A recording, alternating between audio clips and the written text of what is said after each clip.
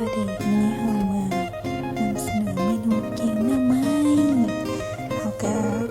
ได้เป็นแม่นางกาป่องมาเนาะหน่อไม้ก็หน่อไม้กระป๋องแต่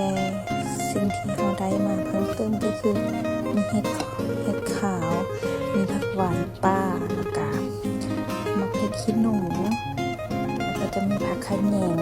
มีมะกรูดน้ำจากเขาต้มน้ำยานางแล้วมาเอาข้าวเปลือกลงเขาก็เอาเห็ดลงต้มไปก่อนเนาะ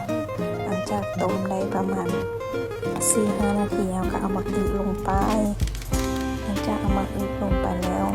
ต้มประมาณ 4-5 นาทีให้มันสุกแค่น้อยนึงแล้วหลังจากนั้นเขาก็ตามด้วยผักหวานก่อนเนาะแล้วก็เอาผักหวานลงไปเรื่อยๆสิ่งที่เราขาดบ่ได้นั่นก็คือผักขะแหยงเป็นสิ่งที่เพราะว่าตอนนี้ว่าจะเอาผักขาแต่ว่ากินมันแห้งเกินไปแล้วผัววางให้ก็เลยเอาผักขะแยงมาแทน